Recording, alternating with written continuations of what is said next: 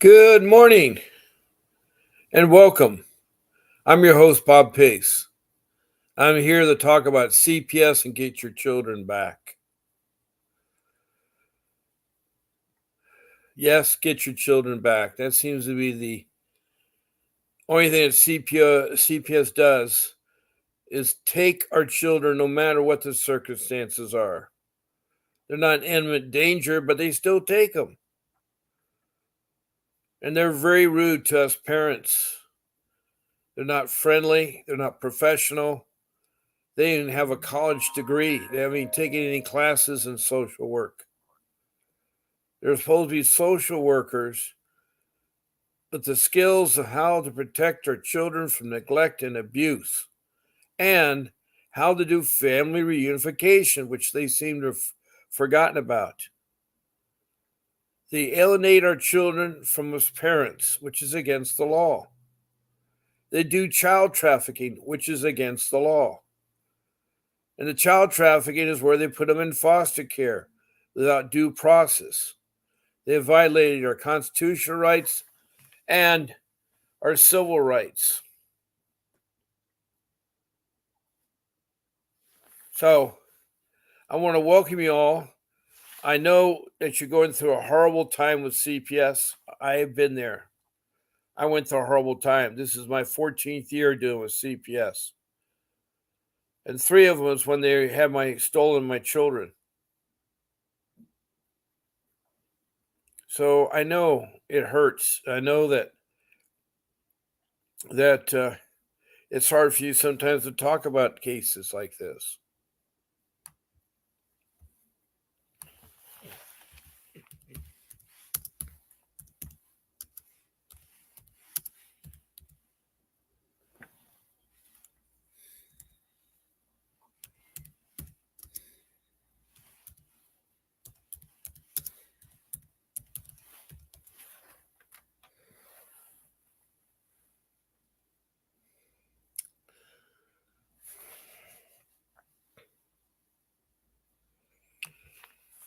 Now, I want you to understand that I may not have all the solutions and all the things to give you, but I do have 3 good rules to go by, and I have some forms that you need to look at and some things that would help you with your case. What you're going to see with CPS, the Child Protection Service, is a branch of they're supposed to protect our children, but they're not. They traffic our children, then abuse them in foster care. I know this from firsthand experience and over the 100-some people I've talked to across the country. Now, the show is interactive, so I hope that you all can interact with it. If you want to text me a comment, feel free to do so. I'd love to hear from you about your CPS case. All I ask is you put your name and city and state so I know where the matters of CPS is as far as relationship to other states. Also, countries are okay to make a comment or talk on the show. I've had Australia, Canada, United Kingdom, and Ghana come into the show. And they have CPS problems there in those countries too. It apparently is a worldwide issue. Yes, children are being abused. Yes, we do need child protection services, but we don't need what's in place now. We don't need every allegation to be assumed that is true and to treat the parents with no respect and take our children right away into foster care. That is child trafficking. That is wrong. There's something called due process in the law. Now, if you'd like to talk on the show, I'd love to have you talk on the show. I've had a daughter and mother Daughter was last night, and yesterday morning, and then the night, her mother was on the night before. Now, you can call into the show and be live to talk on it. All you have to do is dial 626-698-0990. That's 626-698-0990. And when you call in, I'll answer the phone, and I can put you on speakerphone, and you can talk about your case and help others. And it's easy sometimes to talk back and forth because we can exchange things faster.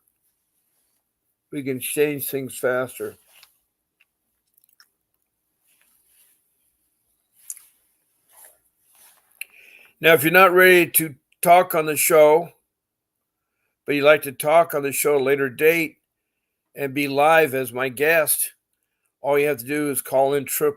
All you have to do is write my producer, Grace, at vincentwdavis.com. Grace at vincentwdavis.com. She'll set you up for one of my podcasts. I'm on 7 days a week, 10 a.m. in the morning Pacific Standard Time for 1 hour, and 7 p.m.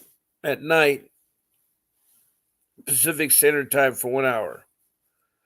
So that's 14 shows that you can ask to be on. And I'd love to have you on them. I'd love to have you talk about your case and what we can do to help you and so forth. So just email my producer, Grace, at vincentwdavis.com. And she'll get you started on the show. This podcast is found through Facebook and is broadcast on YouTube. And we use StreamYard as the application, StreamYard.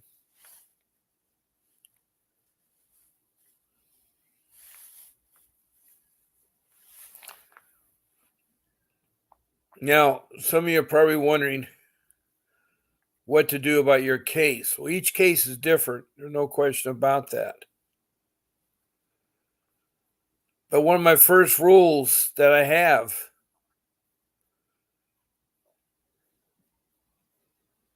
is you need an attorney. Why? Well, CPS is like your Alice in Wonderland. You've fallen into a hole and you hit doors that never go anywhere. You talk to people that are inconsiderate, liars, not friendly. They're not going to help you. All they want to do is still traffic your child into foster care. They do child trafficking.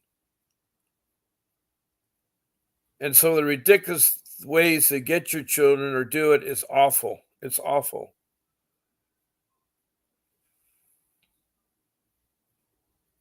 They use deception with the police, and they use police to do their dirty work.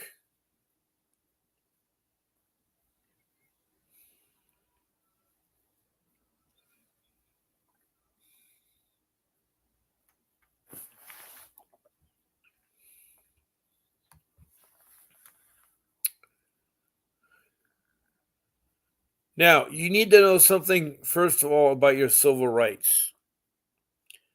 What are my CPS civil rights? Your rights as a parent or a caregiver to know that CPS cannot enter your home without your permission. That's very important. I have that as my rule number 3.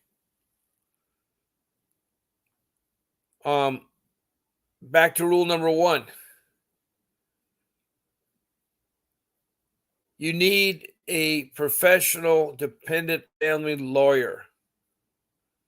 And just like a doctor, if you're going to have open heart surgery, you need a professional, someone that's been trained and has practiced in dependency court and has won the children back, has fought CPS.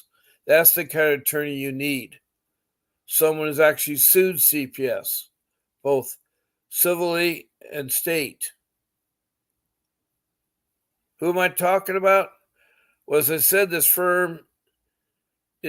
show is produced by uh, Vincent W. Davis and Associates. It's a law firm in Southern California with many attorneys that practice all areas of law: immigration, workman's comp, um, criminal, dependency, medical issues, um, anything of the law. They have an attorney for you. But the one that you need to know, the one that's going to be the doctor that performs open heart surgery, we have is Vincent W. Davis. He is a licensed professional family lawyer. He knows juvenile, he knows dependency court, and he knows family law, and he will get your children back and has fought CPS and won. So I'm telling you, it's so important to get an attorney because they're going to try to get into your home. They're going to try to take your kids right away. And right now, Vincent Davis, Mr. Davis, is offering a consultation for 30 minutes for $49.99. That's $50 for 30 minutes. That he'll sit there and strategize with you about your case, how to get your kids back and fight CPS. And so you need to call in, and you call in at 888-888-6582 and tell them that Bob Pace sent you and schedule your consultation with Mr. Davis. Also, when you do talk to Mr. Davis, tell him that Bob Pace sent you. It's important for Vince knowing that I am talking about you.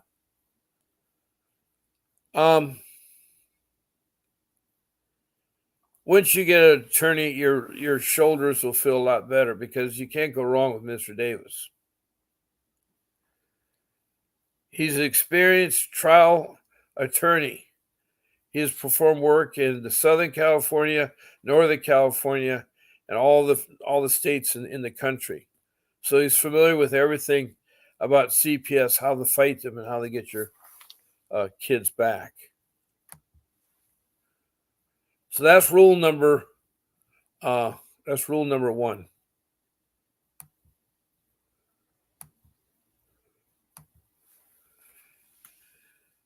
Now, the second rule is you want to get a notebook, a clean notebook that's just strictly for CPS incidents.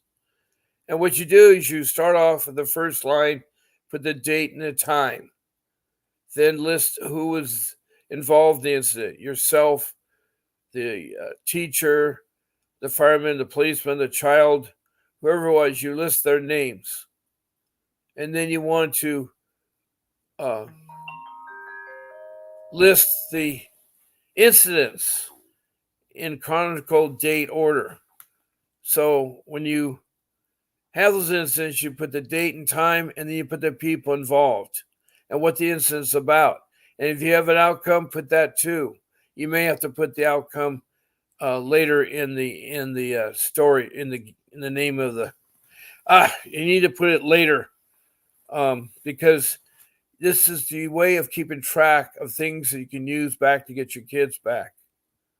You won't remember it in 6 weeks or 6 months or 2 years. This may take years to do. I'm not trying to disillusion you, but that's the fact. They're scrupulous. They will do what it takes to take children back. They will lie. They're not honest.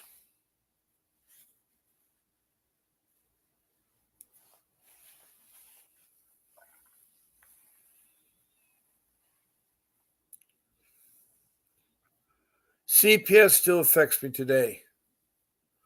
It makes me think about all the horrific times I had. And then on top of that, I lost one of my family members. Yes. CPS convinced my daughter to divorce the parents, to bury her birth certificate like she never existed, and change her name. That's something a 12-year-old doesn't do on their own. They have to be influenced or shown how to do it. And that's what they did. That's what they did.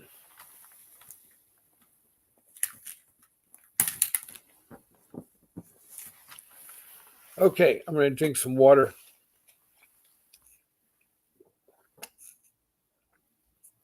It gets really dry doing this talking.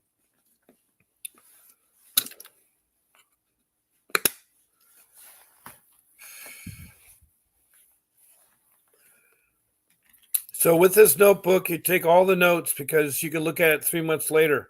Also, don't forget the outcome of the incident. You may not know it right away. You may have to fill it in and then skip a couple lines, do the next incident, a couple lines, next incident, and so forth. And that way you can refer to it. That's your record. Especially if they did something wrong, you need to record that. You need to record that.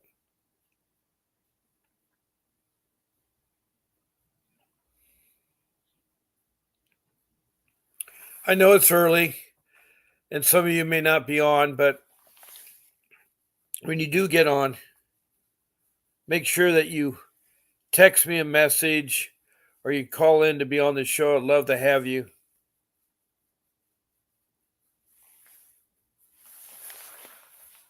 So,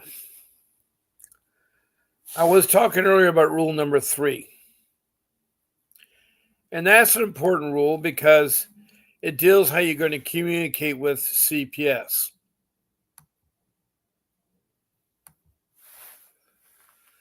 You'll find out that CPS is not your friend. They'll dupe you, they'll lie to you, they'll tell you stories that are not true. You got to make sure that you do everything right, be pleasant to them and the social workers and the police.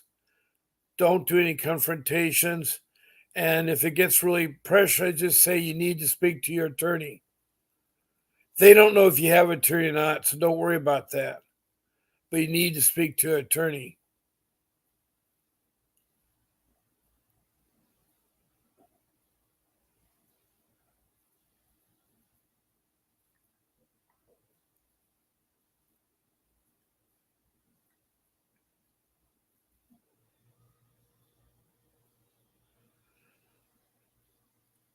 Okay. One of the rules is rule number 3 is that CPS cannot enter your home without your permission. I don't know. The same way with police, they cannot enter your home without your permission. CPS can show up to your home, but they cannot enter without your consent or a court order or a warrant or credible information to support the belief the child is in serious immediate danger. That's your civil rights. Don't let them in because they will end up using what they see against you. They also will take your children, and you don't want to give up your children. Best way to do is that you can ignore them when they knock at the door. If you see them outside, you can tell them, give me your business card, and I'll have my attorney contact you. But you got to impress upon the fact you may not have an attorney, but use that ruse because they may not know you have an attorney or not. So it's best to chase them away. And it goes for the police too. They cannot enter your home without your consent, a court order, or a warrant, which is like a court order, but it's a single sheet of paper. And it has to have on the warrant the name that they're going to interview, the allegations, the address, and it has to be signed by the judge. It can't be a copy or anything. That's what a warrant is. Now, if there's some information they have to support the belief the child is in serious imminent danger, then they can enter it. In my case, I was duped. My children weren't in serious danger. They're at school. And I did not know the laws or my constitutional rights or civil rights. And so I thought I was trying to protect them by not letting them in my home. And I talked to them outside. But every time they saw me, it got worse and worse. And every time I saw them, I showed them paperwork that shows that I'm not homeless. I have a home and so forth.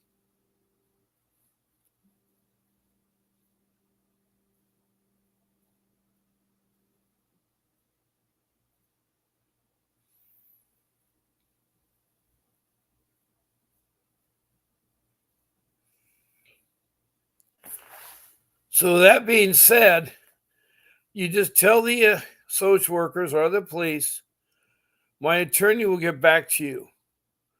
I need your business card or your name and a phone number, and somehow I can get back to you on that. So now I've given you three very important rules. One, hire an attorney. Two, take notes, get a notebook. And three, say nothing to the social workers. Say yes, no, short answers. Be professional, be polite, because they will harbor things against you. Like if you had a past case against you, they'll end up hurting you worse. They look for those things. If you're in foster care growing up and you experience horrible things, they'll look for that too. So what you need to do is you need to protect your children in your home. And if it's me again, I would have taken my children to stay at somebody's home, a relative, somebody that can watch them. Because they're going to try and take your child no matter what. I don't trust them. They're not honest.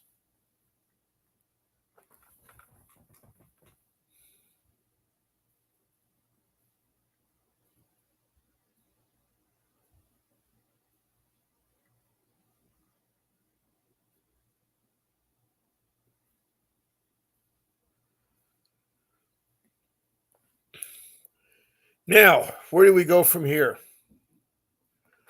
Where do we go from here? Well, I can relate my cases.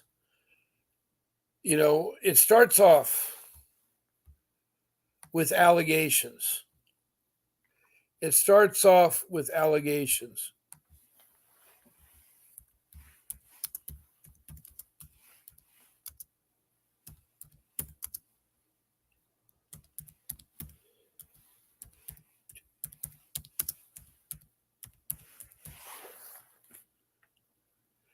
Now, I talked about your civil rights.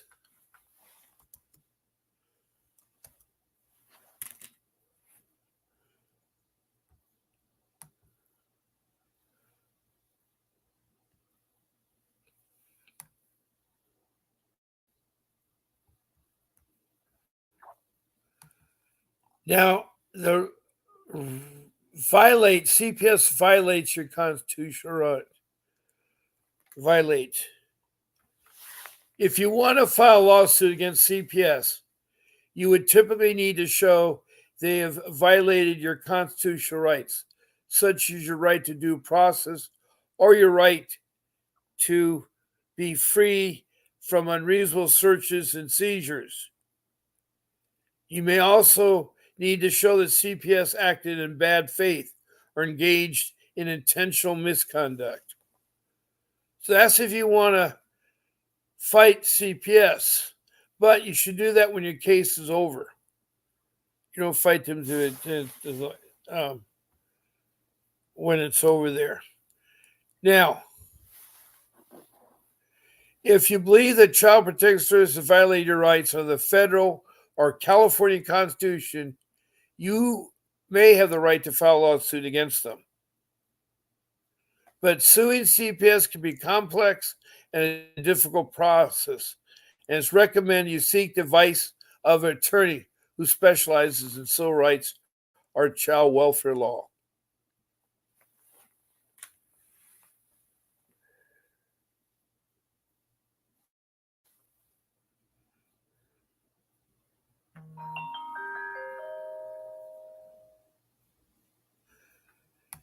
Now, before filing a lawsuit, it is necessary to exhaust all available administrative remedies, such as filing a complaint with the agencies internal review board. Now, supposedly CPS has an internal review board that you can file with. You can also appeal the agency's decision that they make. Now, keep in mind that you really should use an attorney who can assess the strength of your case, navigate the administrative process, and pursue legal action if necessary. You have to act quickly if you believe your rights have been violated, as there needs to be strict time limits for filing. There may be strict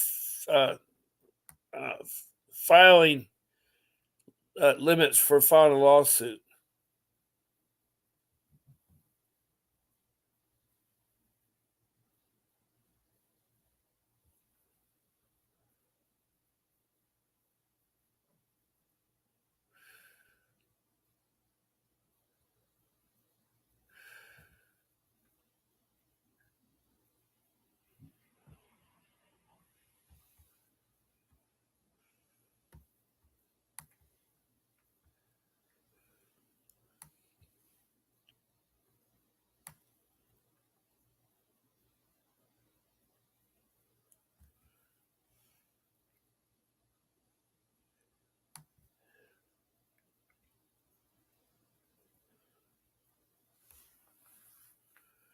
I'd like to talk about a case that took place.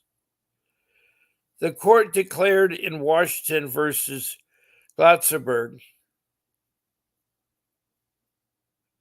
that the Constitution, and specifically the Due Process Clause of the 14th Amendment, protects the fundamental rights of parents to direct the care, the upbringing, and the education of their children. Now, there is the 14th Amendment. No, it's not all about Donald Trump and the alleged resurrection that he led up the stairs of the Capitol building. The 14th Amendment, there's lots of things that protect you, and you need to look at that. You need to look at the 14th Amendment and what it says about that. Now, you're probably wondering what are the constitutional rights of children?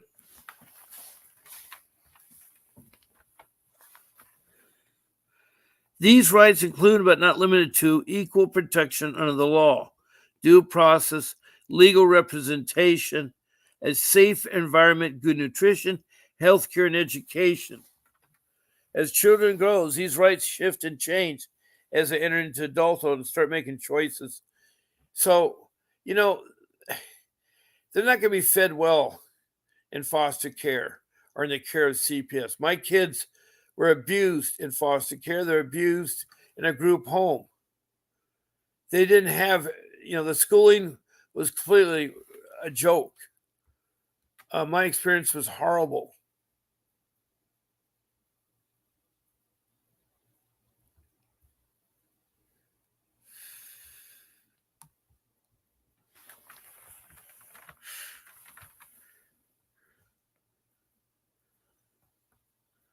Now, you already know that one of your civil rights is a right to vote.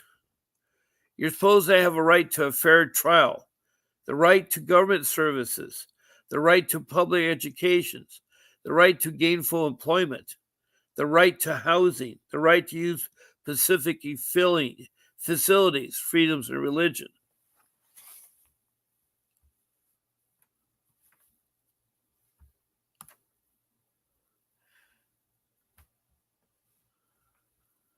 Now, I did mention about the 14th Amendment. Removing a child from the parent's custody violates the 14th Amendment unless the removal is authorized by a court, typically a warrant, or two, supported by reasonable cause, believe the child is in imminent danger of serious bodily injury, and the scope of the intrusion does not extend beyond.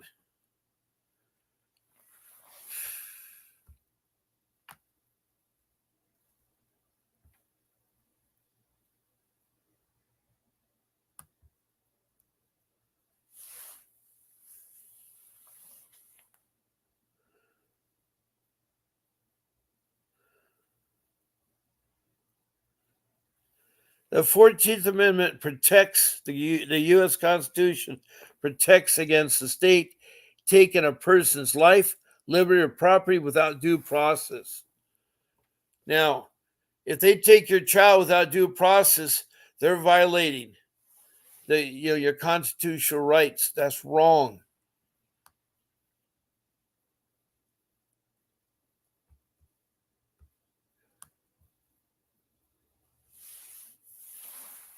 How do you know your civil rights have been violated? You are excluded or dismissed for reasons including your inclusion in certain protective groups, or if your fundamental rights guaranteed by the Constitution are restrictive. It is likely your civil rights have been violated.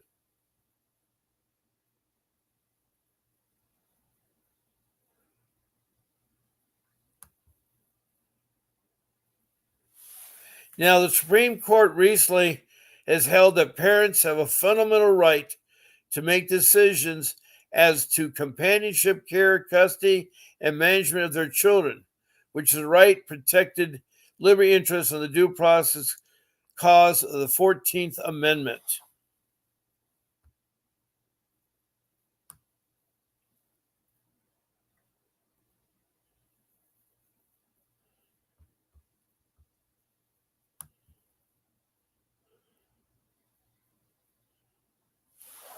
Parental rights are broad but not absolute.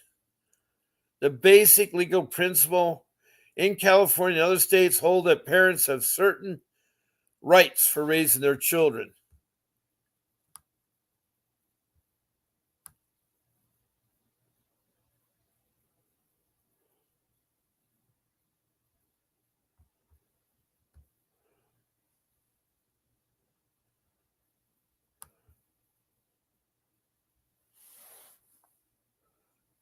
Now, if you're having a problem with your civil rights, you can't have the FBI investigate violations of federal civil rights statutes and does support the investigation of state and local authorities in certain cases.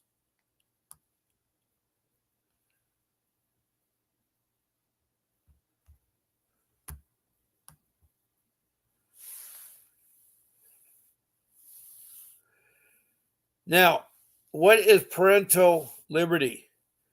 It is the liberty of parents to direct the upbringing, education, and care of their children is a fundamental right. They can't dictate where their children goes to school or their education or their care, the health of your child.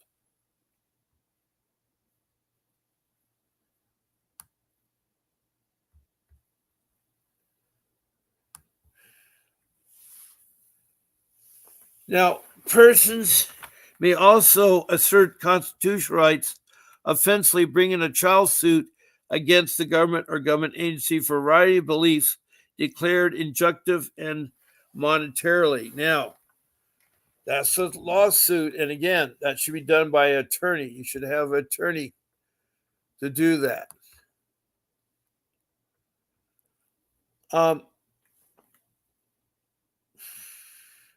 I'm halfway into my show, and I want to mention again to all you listeners out there, thank you for being here. Thank you for your emotes, your love, and your smiley faces, your thumbs up. Much appreciated. Also looking for text messages. Anybody that wants to type me a message, all I ask is their name and the city and state they're texting from.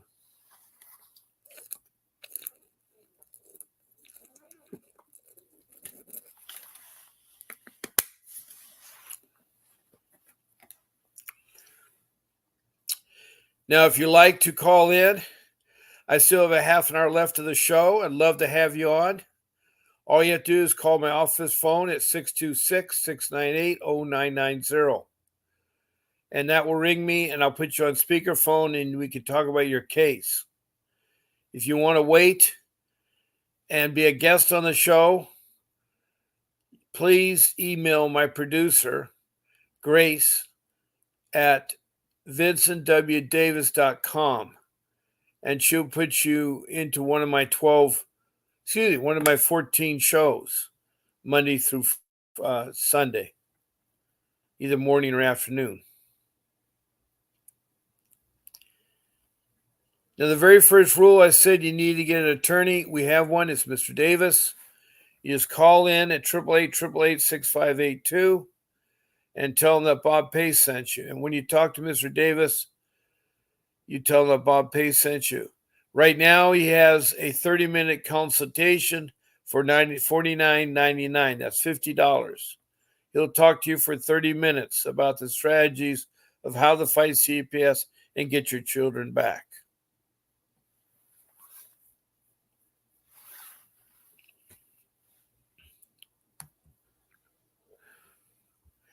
Now, I am talking about your constitutional rights, and as you can see, the 14th Amendment has lots of things to help you. And, there's something called the Parents' Bill of Rights.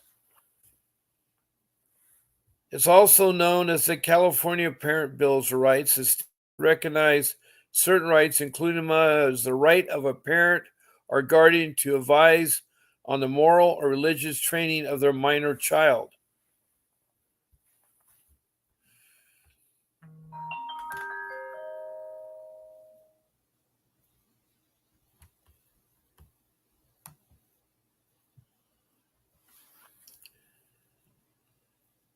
Now, for most of you guys involving civil rights violations, one of your options is to file a complaint with the government at the federal or state level, allowing a government agency to take steps to enforce your civil rights. Filing a complaint will usually trigger an investigation into your claim by the agency.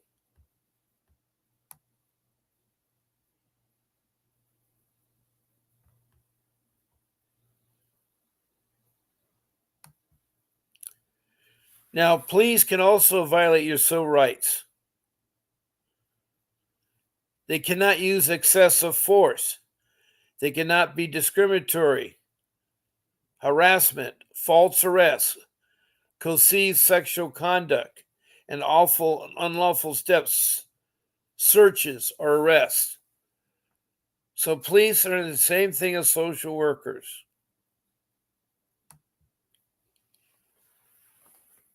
Now, what are some examples of civil rights violations? Well, here's one example. Freedom from excessive force by police or other law enforcement. Freedom from unreasonable searches or seizures by police or other law enforcement. Freedom from false arrest by police or other law enforcement. And freedom from wrongful prosecution and conviction.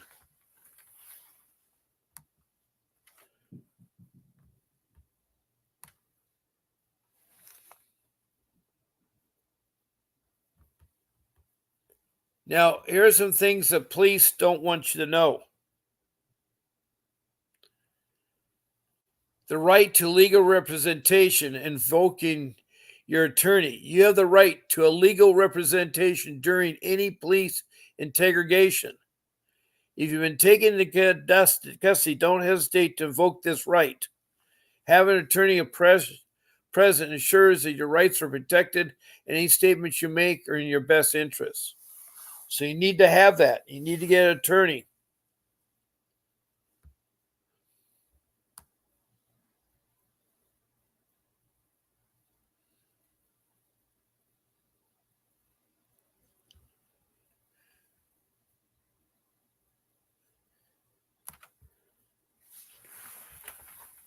Now, our civil rights to privacy and civil rights to access information may be the most commonly violated human rights in Western democracy. And this is because governments have been all too happy to defer economic interests in cases where human rights violators are not considered over or grave enough to force an action.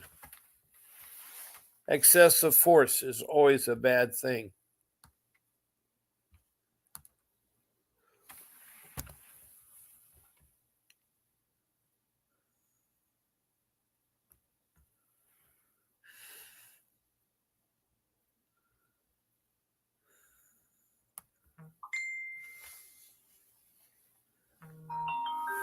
Okay. One thing I'd like to point out that the Fourth Amendment states that you can decline if asked for a vehicle search. As long as the police officer doesn't possess a warrant and you're not arrested, you can tell the officer that you do not consent to a search.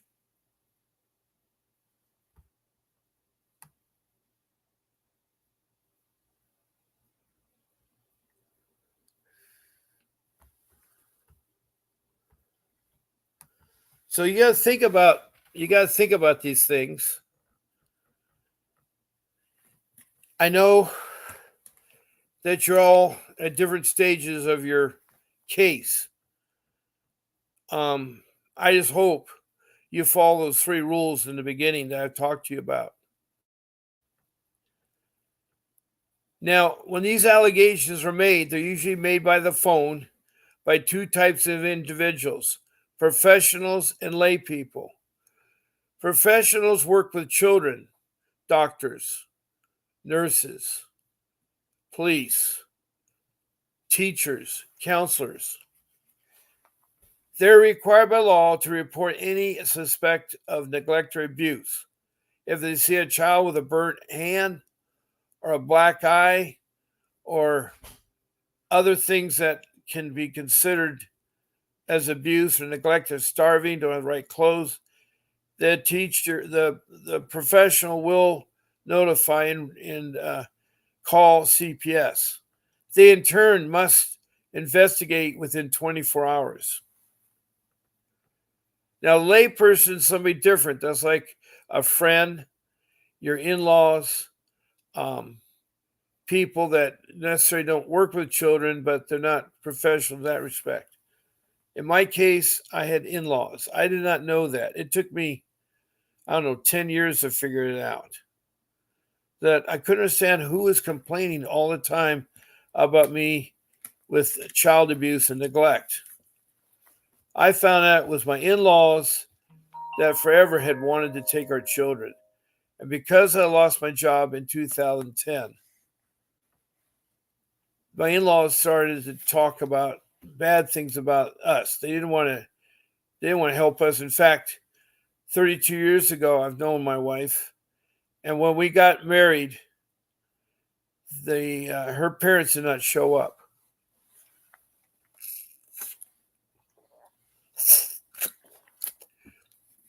That was an insult. You should always show up for your parents. I mean, parents should show up. I mean, just like you show up for their events and things. So they were constantly calling in, her brothers, her sisters, saying things that weren't true. And social workers came out and visit me and talked to me. I did not at first let them in the house. And of course, I probably said way too much, but always showed them the utility bills, the grade reports to the children, and everything to prove that what they're saying wasn't true. And they did this harassment for 5 years. Unfortunately, in 2010, I had lost my job through no fault of my own. I had a perfect storm brewing. My retirement of 40 years, I lost half of it because the banks collapsed. And then I found out I had a predatory loan. That's a loan where the lender inflates your documents and changes the income so you can qualify, so they get their bonus. It was all about bonuses. And that collapsed as well as the banks did. And then when I lost my job, it was very hard because I was 60 years old at the time. And it's hard for someone that old to get another job. I'd worked, 40 years in that field. I've been working for 59 years. I worked in a lot of different fields, but I think lately when it's so hard for me to get a job or hold on a job is because of my age. They think I'm too old or something. I don't know what the rationality is, but I've been recently laid off, so I'm looking again for a job. And I hope to find one soon because I need to take care of my family. That's the whole reason why I work. is to take care of my family. Yes, I do take care of myself, but if I only had to take care of myself, my Social Security would cover me a little bit. It'd probably be hard on other things because I get barely enough to cover the rent, and then I have to save some for utilities and stuff. So I do need to work. It's so hard. It really is. Anyway, they use deception. The social workers conned the police department to force me to come home. I didn't have to come home, by the way. I was out picking up my kids as I do every day. And I just picked up my son and driven for about 10 miles, about 15 minutes. And I saw this black and white pass me by and then make a U-turn and his lights on. Apparently the detective that was following me had the black and white pull me over to say some alleged traffic violation, which was far from the truth. And I should have said to the officer, please give me the ticket. I need to go on. Instead, the officer said, well, you need to talk to this guy back here. So I talked to this guy who was the detective, had battle fatigues on, and he looked very intimidating. He says, you need to come back to my house. I said, why? What's there? Is everything all right? He wouldn't say anything. That was deception. That's not being very transparent. So I followed him, and sure enough, in front of my house was two code enforcement, 5 firemen, 3 social workers, 2 uniformed police, and the detective. Why does it take that many people to show your home? It tells me they're looking for something serious. I don't still this day know what they're looking for that's serious. All they can see is that I was going through my perfect storm because my parents were dying and they had their belongings in my home. I was sorting through them and sending them off to other relatives. And yes, it was cluttered, but it's not dangerous cluttered. It did not cause them. The boxes that were stacked would never fly up and attack the children. They don't even have wings or legs. The furniture won't walk upstairs and endanger my children. All the stuff they're talking about was not extreme necessity of neglect, because that's what they cited me on, is neglection. I suppose they had boxes stacked too high that would hurt my children. And I wouldn't want to do that. It would not hurt them. They stay up in their room. It's their castle. They keep them nice and clean and everything. But these people ransack my house. They're taking my smoke alarms down, seeing for the right distance. They were looking for anything. They're checking to see if the back door lock was on to go to the swimming pool, whether I had a secure fence around the pool, just things like that they're looking for. They weren't trying to look for things that endanger the children. Why are they looking at all these other things? They go upstairs to my master bedroom, step on the white furniture with their combat boots, dirty it, and then on top of that, break the bamboo. Break the bamboo because of their weight. And all they want to do is look out my window to see a swimming pool down below. Is a very rich home, very nice home. Anyway, I had to get rid of it to get money to hire an attorney. That's what I did. I first tried to fight CPS. I went to the top dog. I went to the director. I met with him. And it went in one ear, went out the other ear. I met with the supervisors. It was a waste of time. I could see where the direction of CPS was going. It was written on the wall that they're corrupt. And it's so helpless when there's nothing you can do about it. I mean, I'm not an attorney, but I did have to get an attorney. And that was Mr. Davis. He got back 2 of my 3 children. One child I still don't understand today is I'm lost. It hurts me inside my heart. She was my youngest daughter of my family, and she was taken from us. It was hard. It hurts me to this day to talk about her. We're a close, loving father-dad relationship. She's 21 now, but she divorced her parents, her brother, her in-laws, everybody in the family, because she was talked into it by CPS, by the foster care people, who told her what to do. Not only did she divorce She also sealed her birth certificate so it looks like she wasn't born. And then on top of that, she changed her name. It's so hard. It's so hard when you have someone you brought up with all your love and concern as being a father and you want to take care of your family. That's all I want to do is take care of my family. Is that a crime to take care of your family? Anyway, they took away our children. That night, they locked up in a shelter as a block structure near the dependency courts and next door to the juvenile prison so they could shake hands with the inmates. The yard was full of beehives that could sting the children, so they couldn't really stay out. And it's really, really, really, really hard to know that she's gone. But she's 21 now, and I wish we had a relationship. And it's so sad. It really is. My two boys were brought back, and in December 2017, they were home. And that's pretty much where our case stopped. I didn't have the money to do a lawsuit, which I should have. There's so much constitutional and civil rights they violated. It was awful. It was awful.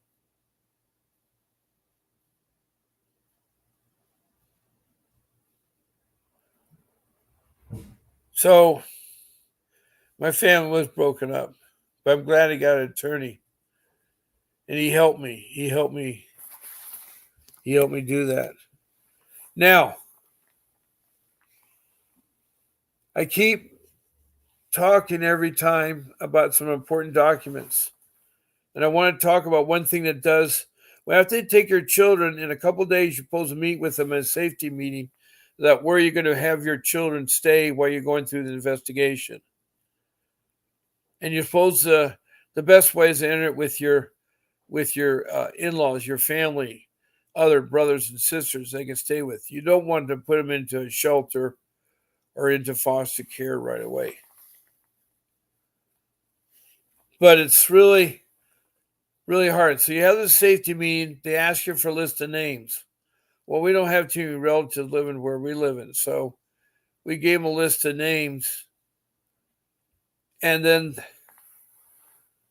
we had that meeting. Now, also, CPS is required by law to tell all people if they have Native American Indian blood to have the CPS worker registered or have them registered with a federal recognized Indian tribe. I'm talking about the Native American Indians, the first immigrants to North America. They entered so long time ago. And we end up taking their land because the tribes of North America were in charge of the land. And they were so abused in the 1800s. There was so much needless killing of innocent women and children. These soldiers would use futuristic weapons like cannons that would blow up. And these Indian people were destroyed. Now, they passed this law in 1979 called ICWA. It's the Indian Child Welfare Act. The Indian Child Welfare Act. And that's where the CPS must check first to see if your child can be placed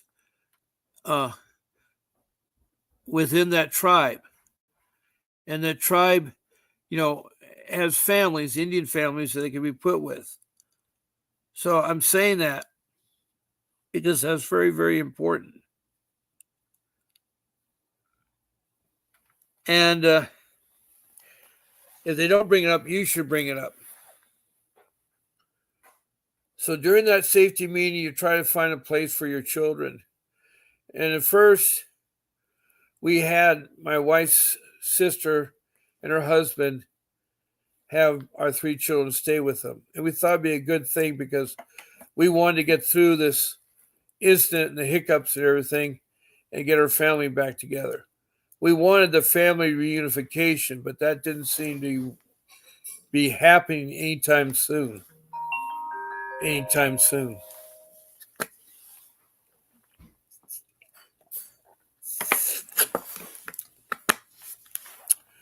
But they're there first, and they moved them. When we had them for a couple months, we thought typically they say it's 48 days for the case to work it through its course and have the children return. But with us, it was 3 years. I know one guy it was 8 years. So, and there's another person that's supposed for 23 years. All I know is that's a lot of money that CPS is getting, something like $20,000 per child per month they're getting. And it's a lot of money in there.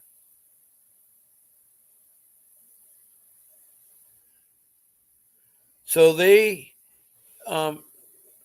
because it's going so long, my wife's sister and her husband had to drop her kids, so they entered what was called a group home. And it was difficult in the group home because the group home, the people that were running the group home were Boys Town people, and Boys Town people deal with kids that have no parents that do not care. And so we did care. We cared so much about our kids. We were worried to death about them, and we wanted them to, have our children back because there's not extreme necessity for them to put them in protective custody or make us go through everything. But it seemed long as I fought them about my constitutional and civil rights, the longer the case took. They're vindictive. They're using things against us. They're very, very vindictive. So I'm telling you that. You have to be a heads up. You need to have an attorney to navigate and work through CPS. They're bad news.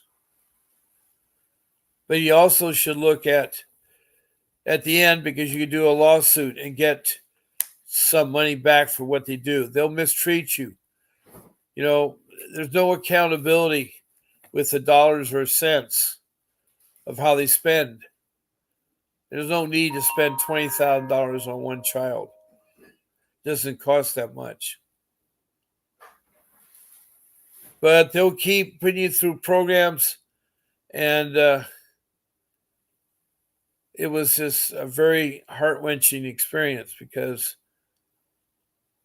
we really loved our children, and all of you love your children. All of you love your children. I know you do. You wouldn't be on this show if you didn't.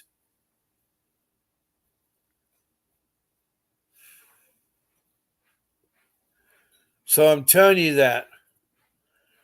Heads up, be awful careful. Get that attorney. Take those notes. Say no to social workers. Say no to policemen. And keep doing what they ask of you. Keep what they do with the ask of you. Well, my time is almost up. I want to thank you all for listening and be a part of my podcast. I hope and pray that things get better for you and that you're able to see your children and be with the normal family. Impress upon this family reunification. They need to do that. Don't give up on your children. Best of luck on this new year ahead. I want much success and happiness. Thank you all for listening. I'll see you tonight. God bless you. And this is Bob Pace signing off.